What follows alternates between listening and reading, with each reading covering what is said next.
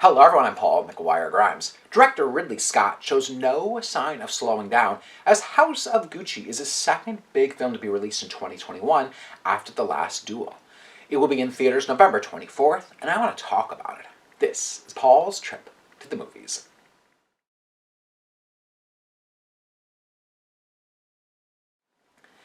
Now, the name Gucci is synonymous with wealth, style, and power. Their fashion house couldn't be stopped and was full of large personalities within the Gucci family. It's 1978 in Milan when Patrizia Reggiani, played by Lady Gaga, meets a young Maurizio Gucci, played by Adam Driver, at a masked party. It was love at first sight when she finds out that he's a Gucci. Now, she came from a very different background, which then gave pause to Maurizio's father, Rodolfo, played by Jeremy Irons, who disapproved of their eventual marriage. Patrizia would shake things up in the family business and would go on to be charged with the murder of Maurizio. The film also stars Jared Leto, Salma Hayek, Jack Houston, and Al Pacino.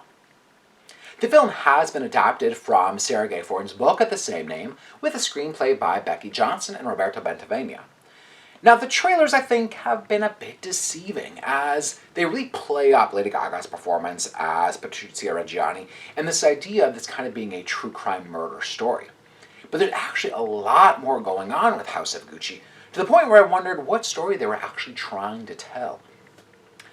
There's a double meaning with the title, as House of Gucci is both a fashion term for the business, but it's also referring to each of the Gucci family members. The narrative is told in a pretty strict chronological order, as it opens up with Maurizio and Patrizia's whirlwind romance, and then we watch the business behind Gucci and the family legacy really start to crack. Now, it makes sense, I think, for Ridley Scott to play this up as a big soap opera. And the result is a 2.5-hour sprawling epic that lacks focus and consistency. The murder of Maurizio is treated like a final act surprise with no real lead-up into it. The acting choices by this ensemble vary from Adam Driver's really grounded and naturalistic approach to Maurizio to Jared Leto's lavish performance as Paolo Gucci. Now, Leto is buried under prosthetics and goes full Italian stereotype to the point where he feels cartoony as Paolo. Every line reading feels phony and overly drawn out. And I think that too many people are seeing this transformation as acting, but it doesn't feel like it to me. Now, Al Pacino does kind of a similar approach, but then finds levels as Aldo Gucci. It's what you would think out of a Pacino performance, but he knows when Aldo is on and trying to impress others in this crowd of admirers, versus the darker, more behind-the-scenes family drama that he's wrapped up in. Now, as Patrizia Reggiani, Lady Gaga rides the line in melodrama really well. She knows how to deliver a line in a memorable fashion, but many of her greatest moments have already been given away in the trailers. It's clear that A Star is Born was not just a fluke performance, and that Lady Gaga will continue to just demonstrate her strengths as an actress.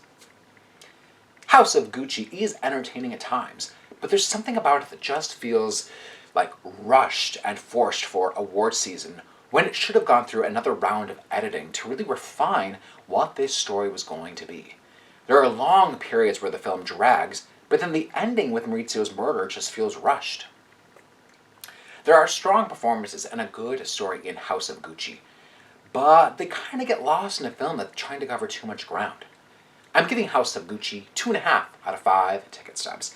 If you like my review today, click subscribe on my YouTube channel. I got some other movie reviews, as well as my appearances on Twin Cities Live.